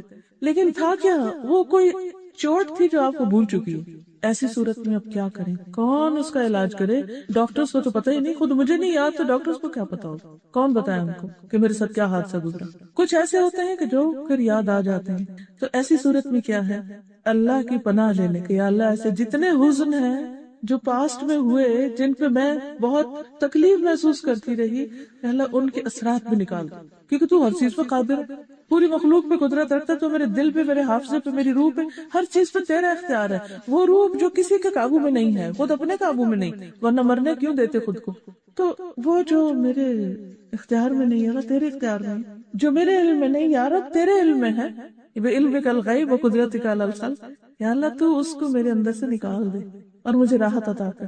پھر آپ دیکھیں ایک اور چیزیں ہوتی ہیں کہ انسان کو کوئی ریسنٹلی کوئی حادثہ پیش آیا ہوتا ہے، کوئی چیز اس کو ڈسٹرب کر رہی ہوتی ہے، مثلا بچوں کی شادی نہیں ہو رہی تو وہ روز دیکھتے ہیں ان کو، روز دکھی روز دکھی روز دکھی، اور پھر اس کے اوپر کیا ہوتا ہے کہ انسان اس پہ دل تنگ ہوتا ہے، بے صبرا ہوتا ہے اور اللہ سے راضی نہیں رہتا، نماز میں دل نہیں لگتا، نیکی کے کام کرنے کو دل نہیں چاہتا۔ انسان کیا کہتا ہے، میرے ساتھ کیوں کیا اللہ نے ایسا، میں نہیں اب نماز پڑھتا، میں اب یہ نہیں کرتا۔ یہ جو ناراضگی ہے یہ اللہ کو اور ناراض کرتی ہے، یہ اللہ کو اور ناراض کرتی ہے۔ کیا اللہ سے ناراض ہو کے ہم کسی اور کے پاس جا کے مقابلہ کریں گے اللہ تعالیٰ کا؟ نعوذ باللہ، کبھی بھی نہیں، ہو ہی نہیں سکتا۔ تو حدیث میں آتا ہے کہ جو اللہ سے ناراض ہوتا ہے اللہ اس سے ناراض ہوتا ہے، اللہ سے ناراض نہیں ہونا۔ تو اس لیے جب انسان اللہ کے فیصلوں کو قبول نہیں کرتا، یہ جو بات ہو رہی تھی نا کہ اللہ میں تجھ سے تقدیر پر راضی ہونے کا سوال کرتا ہوں کہ اللہ مجھے تسلی دے دے کہ ایک چیز میں اگر ڈیلے ہے تو میں ایکسپٹ کر لوں، راضی ہو جاؤں کہ اسی میں بھلائی ہے، اسی میں بہتری۔ اگر ہم راضی نہیں ہوتے، ناراض ہوتے ہیں، تو پھر مزید فکر، غم، حزن اور دل کا منتشر ہونا بڑھ جاتا ہے، خیالات بکھر جاتے ہیں اور انسان بدحال ہو جاتا ہے، انسان کی صحت بگڑ جاتی ہے، غم کر کے انسان خود کو کھاتا ہے، اور پھر اللہ سبحانہ وتعالیٰ کے بارے میں شک و شبہ کا دروازہ کھل جاتا ہے۔ کچھ لوگ تو یہ کہنے لگتے ہیں کہ اچھا دنیا میں اگر قحط فقر و فاقہ ہے تو میرا نہیں خیال پر کوئی خدا بھی ہے اس کا، کبھی آپ نے پڑھا سنا ہوگا، تو لوگ کہتے ہیں کہ اچھا، اور وہ یقین کر لیتے ہیں کہ کوئی خدا نہیں، اگر ہوتا تو دنیا میں ظلم و ستم نہ ہوتا، وہ اپنے خود ساختہ ایک منطق بنا لیتے ہیں۔ اور پھر آہستہ آہستہ جو شک ہے وہ انسان کے اندر ایک ایسی کیفیت اختیار کر لیتا ہے کہ جس سے انسان مستقل طور پہ اللہ سے ناراض رہنے لگتا ہے۔ کبھی وہ اللہ کے وجود میں شک کرتا ہے، کبھی اللہ کے قدرت میں شک کرتا ہے، کبھی اللہ کے علم میں شک کرتا ہے، کبھی اللہ کے فیصلوں میں شک کر کے ناراض ہوتا ہے کہ میری تقدیر میں یہ کیوں لکھا تھا، نعوذ باللہ۔ تو یاد رکھیے اس ناراضگی سے کوئی مسئلہ حل نہیں ہو سکتا، بلکہ اس کے برعکس کیا کہی کہ اللہ میں تجھ سے راضی، جو بھی تیرا فیصلہ ہے میرے حق میں اس سے راضی ہوں، کیونکہ وہ میرے حق میں خیر و بھلائی کا فیصلہ ہے۔ کیونکہ ایک طرف شک اور ناراضگی ہے، یہ دو بھائی ہیں، اور دوسری طرف اللہ کی رضامندی اور یقین، اللہ پر اعتماد، یہ دو بھائی ہیں۔ تو اگر آپ نے اس میں سے ایک کو لیا تو دوسرا خود ہی آ جائے گا۔ اگر آپ اللہ کے بارے میں شک کا شکار ہوئے تو اللہ پہ ناراضگی بھی آ جائے گی، تو پھر سخت پکڑ ہے۔ اور اگر آپ اللہ کے فیصلوں پہ راضی ہو گئے تو آپ کے دل میں اللہ پر اور ایمان اور یقین بڑھ جائے گا، اور اللہ تعالیٰ ہمیشہ کے لیے آپ سے راضی ہو جائے گا۔ رسول اللہ صلی اللہ علیہ وسلم نے فرمایا، جب اللہ تعالیٰ کسی قوم سے محبت کرتے ہیں تو اس کو آزمائش میں مبتلا کر دیتے ہیں، پس جو اس پہ راضی رہا اس کے لیے اللہ کی رضا ہے، اور جو ناراض ہوا اس کے لیے اللہ کی ناراضگی اور غصہ ہے۔ آپ اللہ سے غصے ہو رہے ہیں، اللہ آپ سے بڑھ کر آپ پر غصے ہے۔ آپ اللہ سے ناراض ہیں، اللہ تعالیٰ آپ سے بڑھ کر آپ پر ناراض ہے۔ تو اگر اللہ ہی ناراض ہے تو مرنے کے بعد جائیں گے کہاں؟ کیا کوئی فرشتے بچائیں گے ہم کو؟ یا کوئی اور بزرگ؟ کوئی بھی نہیں بچا سکے گا۔ تو اللہ پر ناراضگی اور اللہ کے بارے میں شک کے کئی ایک نقصان ہے۔ نمبر ایک یہ کہ انسان کا غم بڑھ جاتا ہے، انسان کی فرسٹریشن بڑھ جاتی ہے، وہ ٹکرے مارنے لگتا ہے، وہ واویلے کرنے لگتا ہے اور بنتا بناتا کچھ بھی نہیں۔ دوسری یہ کہ انسان مایوس ہونے لگتا ہے، امید ختم ہو جاتی ہے، اور جس زندگی سے امید ختم ہو جائے اس کے اندر کوئی خوشی نہیں رہتی۔ مایوس انسان اپنی ذات کے لیے بھی اور دوسروں کے لیے بھی ایک وبال ہوتا ہے، سب اس سے بھاگتے ہیں کیونکہ وہ ہر ایک کے سامنے بیٹھ کے مایوسی کی باتیں کرتا ہے۔ پھر یہ ہے کہ جب انسان ناراض ہوتا ہے تو اس کو صبر کرنے کا کوئی اجر نہیں ملتا، صبر کرتا ہی نہیں بلکہ وہ اس کا اجر مفقود ہو جاتا ہے، کھو جاتا ہے۔ پھر اسی طرح یہ ہے کہ بعض اوقات تکلیف اور زیادہ بڑھ جاتی ہے، آزمائش لمبی ہو جاتی ہے۔ مثلا وہ حدیث میں آتا ہے نا کہ ایک شخص کی دعا قبولیت کے بالکل قریب تھی کہ اتنے وہ پکار اٹھتا کہ میری کوئی دعا نہیں سنی جاتی۔ یہ ناراضگی کا جملہ ہے۔ تو اب کیا ہے، وہ واقعی جو اس کو ملنے والا تو اور دور چلا جاتا ہے۔ 2-4 ہاتھ رہ گیا تھا کہ منہ نے ایسی بات نکالی کہ اللہ تعالیٰ ناراض ہو گیا اور اس کو ہمیشہ کے لیے پر خوار کیا جب تک وہ توبہ نہ کر لے۔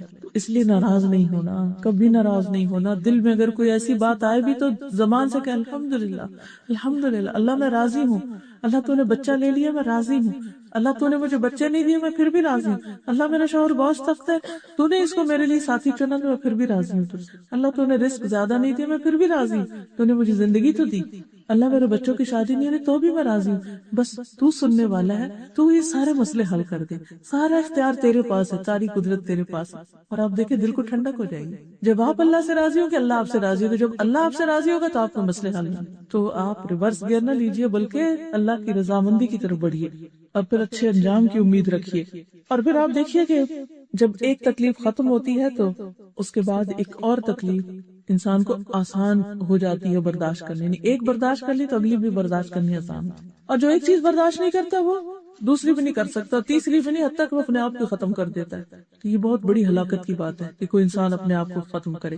قرآن مجید میں اللہ تعالیٰ فرماتے ہیں ما اصاب من مصیبت الا باذن اللہ ومن یؤمن باللہ یہد قلبہ، کوئی مصیبت نہیں پہنچتی مگر اللہ کے اذن سے، اور جو اللہ پر ایمان لے آئے وہ اس کے دل کو ہدایت دے دیتا ہے۔ یعنی جب بندے کو کوئی مصیبت آتی تو وہ اللہ سے راضی ہو جاتا ہے، اللہ پر اعتماد کرتا ہے کہ اللہ مجھے کوئی ناراضگی نہیں، کسی وجہ سے ہی آئی ہے، یا مجھے ثواب زیادہ دینے کے لیے، یا میری اصلاح کرنے کے لیے، یا میرے گناہ دھونے کے لیے۔ اور یہ ہم اچھی طرح جانتے ہیں کہ اللہ تعالیٰ جب کسی قوم سے محبت کرتا ہے اس کو آزماتا ضرور ہے۔ وہ چیز سامنے پڑی ہوتی ہے لیکن اللہ تعالیٰ اس کو دکھاتا نہیں ہے تاکہ دیکھے کہ یہ کرتا کیا ہے، یہاں سے وہاں تک پہنچنے کا فاصلہ کیسے طے کرتا ہے، ہر دم امتحان۔ تو اس لیے نبی صلی اللہ علیہ وسلم یہ دعا مانگا کرتے تھے، وَأَسْأَلُكَ الرِّضَى بَعْدَ الْقَضَاءِ، اور میں تجھ سے تیرے فیصلے کے بعد اس پہ راضی ہونے کا سوال کرتا ہوں کہ جب کوئی بندہ اللہ کے فیصلے پہ راضی ہو جاتا ہے تو اللہ تعالیٰ اس پر راضی ہو جاتا ہے، کیونکہ انسان یہ یقین رکھتا کہ اللہ کا کوئی فیصلہ بھی ظلم کا فیصلہ نہیں، اور اللہ سبحانہ وتعالیٰ مجھے اچھے کام کا بدلہ ضرور دے گا، خواہ تھوڑی دیر کے بعد ہی، لیکن تنگی کے بعد آسانی ضرور ہے اور آسانی ہو جائے گی، بس صبر کی ضرورت ہے۔ مجھے کوئی منفی بات منہ سے نہیں نکالنی اور کوئی منفی کام نہیں کرنا۔ قرآن مجید میں اللہ تعالیٰ کا وعدہ ہے، من عمل صالحا من ذکر او انثى وهو مؤمن فلنحيينه حیاتا طیبہ، جو بھی نیک عمل کرے گا مرد ہو یا عورت اور وہ مومن ہو تو یقیناً ہم اسے ضرور پاکیزہ زندگی بخشیں گے، اچھی زندگی دیں گے اس کو۔ تو یہ تو اللہ کا وعدہ ہے۔ تو میری ساری توجہ کس کو ہونی چاہیے؟ تکلیف کی حالت میں بھی اچھے اچھے کام کرنے پر، اللہ کا ذکر، اللہ کی یاد پر، تو یہ زندگی کون سی ہوتی ہے؟ اللہ کی رضا پہ راضی ہونے کی، قناعت کی، کیونکہ دل میں بہت بہترین اطمینان آ جاتا ہے. ورنہ تو انسان اتنا لالچی ہے کہ اس کو ایک سونے کی وادی مل جائے تو کہے گا ایک اور کیوں نہیں ابھی تک ملی، وہ اس کا غم کرنے لگ گو. وہ جو وادی ملی ہے اس کو نہیں استعمال کرے گا، کہے گا وہ دوسری اس کے پاس کیوں، وہ مجھے مل جائے، اور وہ ہر وقت جلن کڑن کا شکار رہے گا. تو پیاری بہنوں، آپ جو کچھ ملا ہے اس کو گنے، اس کو شمار کرے، اس کو سوچے اور اللہ کی رضا پہ راضی ہو جائے. جب دل کڑنے لگے تو فوراً سوچے اچھا مجھے ملا کیا کچھ ہے، ایک دم آپ کی کڑن ٹھنڈک میں تبدیل ہو جائے گی، اور یہی حیات طیبہ ہے. ورنہ دنیا میں تو ہر وقت مسئلے مسائل چلتے ہی رہتے ہیں. اور ویسے بھی یاد رکھنا چاہیے کہ ہم اللہ کے بندے ہیں، ہم تھوڑی رب ہیں کہ فیصلے ہماری مرضی کے ہوں. وہ مالک ہے، ہم مملوک ہیں، وہ جیسا چاہے ہمارے بارے میں فیصلہ کرے. اب جو آپ کی ملکیت میں چیز ہوتی ہے، مثلاً یہ ٹیشو پیپر، آپ اس کے مالک، یہ چلو اس وقت یہ میرے ہاتھ میں، میں اس کی مالک. اب اگر میں اس کو ایسے کر رہی ہوں تو آپ کو کوئی اعتراض ہے؟ کوئی اعتراض ہے کہ میں نے اس کو بچوڑ دیا؟ کیوں؟ آپ کیا کہیں گے؟ آپ کا ٹیشو ہے، جو چیز ہے. آپ نے کئی دفعہ دیکھا ہوگا کہ لوگ ٹیشو پیپر لے کر اور اس کو مچوڑتے اور اس کے ساتھ گندگی صاف کرتے، تو کوئی انہیں کچھ کہتا ہے ہائے تم ٹیشو سے گندگی صاف کر رہی؟ کیوں نہیں کہتے؟ کیا وجہ؟ آپ خرید کر لائیں، جو چاہے کرے، چاہے تو کچن صاف کرے، چاہے تو ٹوائلٹ صاف کرے، چاہے تو اپنا ناک صاف کرے، تو چاہے ہاتھ صاف کرے، چاہے تو جیب میں رکھے اور چاہے تو ڈیکوریشن میں لگا دے. کئی لوگ اس کے پھول بھی بناتے ہیں، دیکھے ہوں گے آپ نے، خوبصورت پھول بنتے ہیں. اور کئی لوگ بیٹھ کے بس شغل کرتے رہتے، پھاڑتے رہتے ہیں، پریکٹس کرتے رہتے ہیں. اچھا ہاں اتنا ہو گیا، اب میں بھی یوں پڑھ سکتی. اچھا، اور یہ پھر اس کا پنکھا بنا لیتے ہیں. کوئی کچھ کہتا ہے ان کو جب وہ یہ کر رہے ہوتے ہیں؟ کوئی نہیں کہتا بھائی تو کیا کر رہی ہو تم، کیوں پڑھا؟ ہے بیچارے ٹیشو کو درد ہوگی، کیوں پڑھا؟ نہیں، آپ کے تو اس کا اپنا جو مرضی کرے. ہم کس کے ہیں؟ ہمارا خالق کون ہے؟ اللہ. ہمارا مالک کون ہے؟ اللہ. پھر اس کا اختیار نہیں جو چاہے کرے، چاہے 100 سال زندگی دے، چاہے 50 سال دے. ہم کون ہیں اعتراض کرنے والے؟ چاہے تو لاکھوں دے، چاہے کچھ بھی نہ دے. ہم اس کے بندے ہیں، اس کی ملکیت ہے، اس کی مخلوق، اس کے مملوک ہیں. وہ جو جی چاہے کرے، تو ہم اس کے فیصلوں پر راضی. جب راضی ہوں گے تو دل ٹھنڈا ہو جائے، کوئی ناراضگی نہیں. کیونکہ راضی اور ناراضگی میں بڑا فرق ہے. ایک ہے اللہ سے راضی ہونا، ایک اللہ سے ناراض ہونا. ناراضی ہونا یعنی تو راضی ہو جائے، اللہ آپ کو راضی کر دے. اور کبھی یہ نہ سوچے کہ اللہ تعالیٰ مجھ سے چونکہ ناراض ہے اس لیے وہ مجھے تکلیفوں میں ڈال رہا ہے. ایسے بھی نہیں سوچے. کوئی بھی تکلیف اللہ کی ناراضگی کی علامت نہیں ہوتی. بس اس نے امتحان لینا ہے نا، آزمانا ہے، نکھارنا ہے، چمکانا ہے، اجر زیادہ دینا ہے، بلند رتبے دینے ہیں، ثواب دینا ہے، ہماری اصلاح کرنی ہے، ہمیں اور زیادہ اچھا بنانا ہے. اس لیے وہ یہ چیزیں لائے گا زندگی میں. تو اس پہ ناراض نہیں ہونا، بس حکمت سمجھنا. سب سے زیادہ محبوب کون تھا؟ اللہ کا رسول اللہ صلی اللہ علیہ وسلم. جب آپ نے اسلام کی دعوت دی تو کیسی کیسی تکلیفیں آئیں. آپ کو اجازت نہیں تھی کہ اللہ کے گھر کے پاس کھڑے ہو کر نماز پڑھ سکیں، چھپ کر دار ارقم میں نماز پڑھتے، حالانکہ آپ اس کعبے کی تعمیر کرنے والوں میں شامل تھے. یاد ہے وہ بچپن کا واقعہ جب کعبہ تعمیر ہو رہا؟ وہ اللہ کا گھر تھا، آپ کا حق تھا وہاں کھڑے ہو کے نماز پڑھتے، لیکن نہیں پڑھ سکتے تھے. کیا اللہ کے پاس طاقت نہیں تھی کہ سارے دشمنوں کو ملی امیٹ کرتا اور آپ کو کہتا پڑھو نماز میں؟ لیکن اللہ نے ایسا نہیں کیا، کیونکہ آپ کے درجے بلند کرنے تھے اس آزمائش سے، اور ان لوگوں کو بھی ہدایت دینی تھی، ان کا بھی بھلا چاہنا تھا. اور وہ ہو گئے نا مکہ فتح ہونے کے بعد مسلمان، اور جو ان میں سے بڑے ظالم تھے ان کو اللہ نے ایک طرف ٹکانے لگا دیا. تو آپ دار ارقم میں چھپ کے نماز پڑھتے تھے، وہاں چھپ کے اپنے ساتھیوں سے ملاقات کرتے، وہاں چھپ کے تعلیم دیتے تھے. پھر آپ دیکھیں کہ لوگ آپ کو اتنا مارتے. طائف میں کیا ہوا؟ پتھروں سے مارا کہ خون بہ بہ کے ایڑیاں جو تھی وہ خون کی وجہ سے جم گئی، جوتے میں خون جم گیا. جب آپ نماز کی اعلانیہ پڑھنے کی کوشش کرتے تو آپ کی پیٹھ پہ کیا لا کے رکھتے تھے؟ اونٹ کی اوجھ، جو بندہ اٹھانا اس کے لیے مشکل، اونٹ کی اوجھ. لیکن آپ کیا کرتے ہیں؟ کبھی گلہ کیا یارو تو نے میرے ساتھ یہ کیوں کیا؟ اگر ہمارے ساتھ کبھی ایسا ہو تو ہم تو جو منہ میں آئے پھر بولے. اللہ سے راضی کہاں؟ اللہ کی رضامندی کدھر؟ جب موسم حج ہوتا تھا تو آپ لوگوں کو پکار کے کہتے تھے کون ہے جو مجھے ٹھکانہ دے، کون ہے جو میری مدد کرے. پھر جب آپ ایک دفعہ حج کے موقع پر کوئی مدد کے لیے تیار نہیں ہوا تو آپ مکہ سے باہر نکلے، اور واپس آنے کے لیے آپ کو اجازت نہیں تھی، اپنے گھر آنے کی اجازت نہیں رہی، تو آپ کچھ لوگوں کی پناہ میں واپس آئے. لیکن آپ نے کوئی گلہ نہیں کیا، کوئی اعتراض نہیں کیا، کوئی گھٹن نہیں. کوئی اور ہوتا اگر آپ کی جگہ تو کیا کہتا کہ یا رب تو ہر چیز کر سکتا، پھر میں کیوں کمزور ہوں؟ ہم تو ایسی دعا کرتے ہیں نا. اسی طرح حدیبیہ کے دن حضرت عمر نے کہا تھا نا، اور پھر ساری زندگی اس بات پر روتے تھے کہ میں نے کیوں کہا، کیا کہا تھا، کہ آپ نے کیوں ان کی شرطیں ماننی کفار کی؟ کیا ہم حق پر نہیں؟ تو اللہ کے رسول صلی اللہ علیہ وسلم نے کیا کہا؟ انی عبداللہ ولن یضیعنی، میں اللہ کا بندہ ہوں، مجھے ہرگز ضائع نہیں کرے گا، میں اللہ کا بندہ ہوں، میں اعتراض نہیں کر سکتا، میں شکایت نہیں کر سکتا، مجھے کوئی آبجیکشن نہیں، مجھے کوئی گلہ نہیں، کوئی شکوہ نہیں۔ یہ ہوتی ہے بندگی۔ ہم دن رات اللہ سے شکوے کرتے ہیں اور پھر کہتے ہیں ہم اللہ کے بندے۔ ہاں کم انی عبداللہ، میں اللہ کا بندہ ہوں، اللہ کا غلام ہوں، وہ مجھے کبھی ضائع نہیں کرے۔ کتنی امید، کتنی ہوپ، کتنی پازیٹیو تھنکنگ کہ لوگ پتھر مار رہے ہیں، لوگ خون بہا رہے ہیں، لوگ زندگی تنگ کیے ہوئے ہیں اور آپ کوئی شکوہ نہیں کرتے۔ آپ کو بھوک کی آزمائش میں مبتلا کیا جاتا ہے، 2 مہینے کوئی پکی ہوئی چیز کھانے کو نہیں ملتی۔ جنگ خندق میں آپ صلی اللہ علیہ وسلم نے پیٹ پہ 2 پتھر باندھ کر خندق کھودی اور کوئی شکوہ نہیں، کوئی گلہ نہیں۔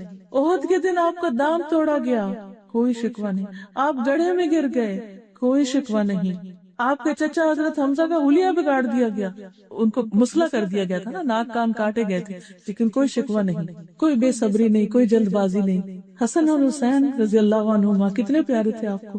آپ کو دنیا میں خبر دے دی گئی کہ ان پہ بڑی آزمائشیں آئیں گی، ان کو شہید کر دیا جائے گا۔ سوچئے آپ کو بھی اپنے بچے اور بچوں کے بھی بچے، گرینڈ چلڈرن کتنے پیارے ہوں گے، اور اگر آپ کو بتایا جائے کہ آپ کے گرینڈ چلڈرن کو مار دیا جائے گا تو کیا حال ہو، کیا کیفیت ہو۔ لیکن اللہ کے رسول صلی اللہ علیہ وسلم نے صبر کا مظاہرہ کیا اور کوئی شکوہ نہیں کیا۔ حضرت عائشہ جن کی صحبت میں آپ کو سکون میسر آتا تھا، جو آپ کی پیاری بیوی تھی، ان پر اتنا بڑا الزام لگا کہ آپ کو سخت اذیت دی گئی، لیکن آپ نے کوئی شکوہ نہیں کیا۔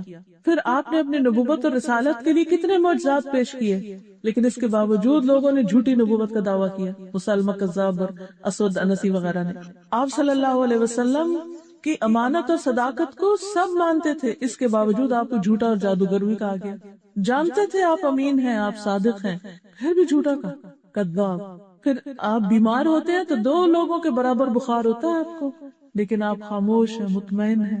آپ پر موت کی سختی شروع ہوتی ہے دنیا سے جاتے ہوئے، اور آپ کھردری چادر اور موٹے تہبند کو باندھے ہوئے ہوتے ہیں۔ اس رات آپ کے گھر میں جلانے کے لیے تیل بھی نہیں ہوتا جس رات آپ دنیا سے رخصت ہوتے ہیں، اور کوئی گلہ نہیں، کوئی شکوہ نہیں۔ عبدن شکورا ہے، اللہ کے بندے ہیں۔ بہنوں، ہم آپ کی امت ہیں، ہمیں اللہ کی محبت اس وقت نصیب ہوگی جب ہم آپ صلی اللہ علیہ وسلم کا اتباع کریں گے ہر چیز میں۔ اس لیے کبھی بھی اللہ سے ناراض نہیں ہونا، کوئی بھی غم ہو، کوئی بھی دکھ ہو، کوئی بھی پریشانی ہو، اللہ میں تجھ سے راضی، رضیت باللہ ربا وبالاسلام دینا وبمحمد صلی اللہ علیہ وسلم رسولا و نبیا۔ ہر حال میں اللہ سے راضی، اور اگر آپ راضی ہو، بلیو می، اللہ ساری مشکلات کے باوجود آپ کے دل کو اطمینان سے بھر دے گا، خوشی سے بھر دے گا۔ مشکلیں اپنی جگہ رہیں گی لیکن آپ چین میں آ جائیں گے۔ تو اصل چیز تو یہ ہے نا کہ ہمیں اچھی زندگی نصیب ہو، کیونکہ ہم ساری دنیا کو نہیں بدل سکتے، ہم لوگوں کے منہ نہیں بند کر سکتے، ہم کسی کا قلم نہیں پکڑ سکتے، ہم کسی کو کچھ روک نہیں سکتے، لیکن ہم اپنے دل کی حالت تو بدل سکتے ہیں، اور وہ کب ہوگی؟ جب ہم اللہ سے راضی ہوں گے، جب کسی بھی تکلیف پر اللہ سے شکوہ نہیں، ناراضگی نہیں، اور کثرت سے دعائیں کریں گے۔ اس کے نتیجے میں اللہ تعالیٰ دنیا میں اور آخرت دونوں میں راضی کر دے گا۔ اور دعا کا آخری حصے میں آتا ہے وَأَسْأَلُكَ بَرْدَ الْعَيْشِ بَعْدَ الْمَوْتِ، اور زندگی کی ٹھنڈک مجھے موت کے بعد دے دے، قبر میں آگ نہ ہو، قبر کا عذاب نہ ہو، موت کے بعد کی راحتیں عطا کر۔ ہمیں ہر وقت دنیا چاہیے ہوتی ہے، موت کے بعد تو بھولے ہوئے ہیں۔ وَأَسْأَلُكَ لَذَّةَ النَّظَرِ إِلَى وَجْهِكَ، اور میں تیرے چہرے کی دیدار کی لذت مانگتا ہوں کہ اللہ اپنا دیدار نصیب کرنا۔ وَالشَّوْقَ إِلَى لِقَائِكَ، اور مجھے شوق عطا کر اپنی ملاقات کا۔ ہمیں لوگوں سے ملاقات کا کتنا شوق ہوتا ہے، اللہ مجھے اپنی ملاقات کا شوق دے دے۔ یہ ہے اللہ سے محبت۔ بِغَيْرِ ضَرَّاءَ مُضِرَّةٍ وَلَا فِتْنَةٍ مُضِلَّةٍ، کسی نقصان پہنچانے والی تکلیف کے بغیر اور گمراہ کرنے والے فتنے کے بغیر اللہ میں تجھ سے جا ملوں۔ راستے میں کوئی ایسی رکاوٹ نہ آئے کہ میں تجھ سے بدگمان ہوں یا تجھ سے ناراض ہوں یا کہیں بے صبری کا مظاہرہ کروں۔ اللہم زیننا بزینت الایمان، اللہ ہمیں ایمان کی زینت سے خوبصورت بنا دے۔ بہنوں، ایک خوبصورتی ہوتی ہے اچھے لباس پہن کے اور میک اپ کر کے اور فٹنس کے بہت سے کام کر کے، اور ایک ہوتی ہے ایمان کی خوبصورتی، ایمان کی حلاوت اور ایمان کی لذت اور ایمان کی رونق۔ تو ہمیں اپنے لیے سب سے زیادہ جس چیز کی فکر کرنی چاہیے وہ ایمان کی رونق ہے، ایمان کی خوبصورتی ہے۔ وَجْعَلْنَا هُدَاةً مُهْتَدِينَ، اور اے اللہ تو ہمیں ہدایت یافتہ لوگوں کا رہنما بنا دے، یعنی ہمارے جو ساتھی ہوں، دوست ہوں، اور جن کو ہم لیڈ کر رہے ہیں وہ خود بھی ہدایت یافتہ ہوں، کیونکہ جن لوگوں کے بیچ میں انسان ہوتا ہے ان جیسا ہی ہونے لگتا ہے۔ اگر وہ گمراہ بھٹکے ہوئے ہیں تو وہ بھی بھٹک جاتا ہے، کیونکہ لیڈر عموماً اپنے مشیروں کے کہنے پہ چلتے ہیں۔ تو اگر آپ کے آس پاس آپ کے ساتھی نیک ہیں، خدا کا خوف رکھنے والے، ہدایت کی راہ پر ہیں، اور آپ ان کو آگے لے کے چل رہے ہیں، تو انشاءاللہ اللہ سے ملاقات آسان ہو جائے گی۔ اللہ تعالی ہمیں عمل کی توفیق عطا فرمائے۔ وآخر دعوانا ان الحمد للہ رب العالمین۔ یہ جو کتاب سے میں نے 2-4 حدیثیں وغیرہ پڑھی ہیں، یہ اس میں مشکلات کا مقابلہ جو ہے اسٹال پر اویلیبل ہے۔ جب دل پریشان ہو لگے تو اس کا کچھ حصہ پڑھ لیں، کہیں سے بھی کھول کے پڑھ لیں، تاکہ آپ کو اپنی مشکل کا حل مل جائے اور آپ بے چین اور پریشان ہونا چھوڑ دیں۔ دوسرا یہ کہ یہ جو دعا میں نے پڑھی ہے یہ قرآنی اور مصنون دعاؤں کی دعا نمبر 50 تھی، 50، کیونکہ آج آپ نے یہ دعا سیکھ لی ہے، اور انشاءاللہ جب آپ مانگیں گے تو ایک شعور کے ساتھ مانگیں گے۔ تو کوشش کریں کہ آپ اس کو مانگیں، اور آپ یہ بھی کر سکتے ہیں جیسے میں نے کیا کہ اس کو بڑا سا فوٹو کاپی نکال کے سامنے لگا لیں، تاکہ روز ایک دفعہ مانگے، حتیٰ کہ یہ زبانی یاد بھی ہو جائے۔ ٹھیک ہے، اب کچھ سوالوں کے جواب ہو جائیں۔ کسی لکھا ہے کہ موسیٰ علیہ السلام کی قوم میں سے ایک آدمی نے 99 قتل کیے تھے، وہ ایک عالم کے پاس گیا اور پوچھا معافی مل سکتی ہے؟ اس نے کہا نہیں، تو اس کو بھی قتل کر دیا۔ دوسرے کے پاس گیا، اس نے کہا معافی مل سکتی ہے، تو اسے مل گئی۔ عموماً کہا جاتا ہے اگر کسی نے زیادتی کی ہوگی تو معافی نہیں ملے گی جب تک معاف نہ کرے۔ برائے مہربانی اس پر روشنی ڈالیے۔ دیکھیے کہ اصل معافی کا اختیار اللہ سبحانہ و تعالیٰ کے پاس ہے۔ یہ جب کہا جاتا ہے نا کہ بندے جب تک معاف نہ کریں تو معافی نہیں ہوتی، یہ بات درست ہے، اور یہ بندوں پر ظلم کرنے سے روک تھام کے لیے یہ بات کہی گئی۔ اس نے قتل کا ارتکاب کیا تھا، بندوں کو کچھ اور نہیں کیا تھا۔ ٹھیک ہے، تو اگر کوئی شخص قتل کرتا ہے تو یہ دراصل اللہ سبحانہ و تعالیٰ کے حکم کی نافرمانی اور بہت بڑا کبیرہ گناہ ہے، اور اس کے لیے مصیبت کا باعث ہے۔ کہنے کا یہاں مطلب یہ ہے، یعنی یہ سٹوری سنانے کا یا یہ صحیح حدیث سے ثابت ہے کہ غلطی تو ہر بندہ کرتا ہے نا، بندوں کے ساتھ بھی زیادتی کر جاتا ہے، اللہ کے حق میں بھی۔ تو اگر کوئی شخص یہ کہے کہ اللہ تعالیٰ معاف نہیں کرے گا تو یہ اللہ تعالیٰ کی رحمت کے خلاف ہے۔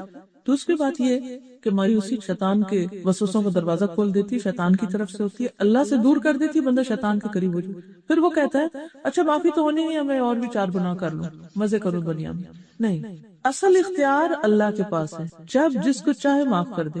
اب وہ بات کہاں گئی کہ کسی انسان کے حق میں زیادتی کی تو اس کا کیا بنا؟ اللہ تعالیٰ اس کو اپنی طرف سے اتنا دے گا کہ وہ خوش ہو جائے، اس کو بھی خوش کر دے گا، اس کو بھی معاف کر دے گا، کہ اللہ اپنے بندوں کے حق میں بے پناہ مہربان ہے۔ اللہ تعالیٰ کی جو رحمت ہر چیز پہ چھائی ہوئی، اس کے غضب پہ بھی چھائی ہوئی، اور قیامت کے دن 99% اس کی رحمت عام ہوگی، 1% دنیا کے لیے ہے۔ اور دنیا میں بھی آپ دیکھیں کہ اس 1% کی وجہ سے بھی کتنی رحمت ہے، گناہوں کے باوجود وہ ہمیں کھلاتا ہے، پلاتا ہے، ہمارے لیے رحمت کے دروازے کھولتا ہے۔ میری ایک بہن کے 2 ڈسیبل بچے ہیں جو جوان ہیں، خود سے اپنی طہارت نہیں کر سکتے، وہ حج پہ جانا چاہتی ہیں، ان کے پاس کسی کو چھوڑ بھی نہیں سکتی کیونکہ بیٹی 21 سال کی اور بہت بھولی معصوم ہے، اپنا خیال نہیں رکھ سکتی۔ کیا ان پر وسائل ہونے کے باوجود حج فرض نہیں؟ ان پر فرض نہیں، کیونکہ وہ کسی کے پاس چھوڑ، الا یہ کہ کوئی ایسا ہو انتظام کرنے والا، تو اگر وہ اس پیسے سے کسی اور سے حج کروا لیں تو ان کا فریضہ ادا ہو جائے گا، اور ان کو ثواب بھی مل جائے گا، جانے کا بھی مل جائے گا اور پیچھے رہ کے بچوں کی خدمت کرنے کا بھی۔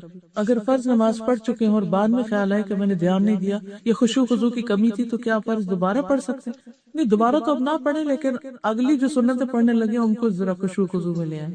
ہاں یہ ہے کہ جیسے میں ایک طریقہ کرتی ہوں، مثلا میں نے پڑھا ہے ایاک نعبد اور میں نے دھیان نہیں دیا، تو پھر میں دوبارہ رک کے کہتی ہوں ایاک نعبد، اور اپنے آپ کو اس پہ لاتی ایاک نعبد، پھر رک جاتی ہوں، دوسری دفعہ، تیسری دفعہ۔ ایسی کوئی آیت پڑھ رہے ہیں تو آپ دوسری دفعہ، تیسری دفعہ، جو سبحان ربی العظیم پڑھتے ہیں تو کئی بار پڑھتے ہیں، تو کیوں پڑھتے ہیں؟ اسی وجہ سے کہ شاید ایک دفعہ ہی سوچ سمجھ کے پڑھ لیں، تو ریپیٹ کر لیں، اس وقت کر لیں، لیکن پوری نماز دہرانا یہ ٹھیک نہیں۔ میرے سر پر بہت بال ہلکے ہیں، کیا میں سر پہ بال لگوا سکتی ہوں؟ نہیں، بال لگوانا منع کیا گیا ہے، الواصلہ والمستوصلہ پر لعنت کی گئی ہے حدیث میں، کہ جو بالوں کے ساتھ بال جوڑے کسی بھی شکل میں اپنے بالوں میں اضافہ کرنے کے لیے، چاہے وہ وگ لگائیں یا ان کو ٹرانسپلانٹ کرائیں یا کوئی بھی، تو اس میں طریقہ یہ ہے کہ آپ بلیک اگر کیپ نیچے سے پہن لیں اور اوپر اپنا دوپٹہ وغیرہ لے لیں تو اتنا پتہ نہیں چلتا۔ امی کی عمر 70 سال ہے، وہ نماز میں سجدے زیادہ کر جاتی ہیں، بار بار ایسا ہوتا ہے، کوئی بات نہیں، اللہ کو پتہ ہے، اللہ تعالیٰ معاف کرنے والا ہے، آخر میں سجدہ سہو کر لیا کریں۔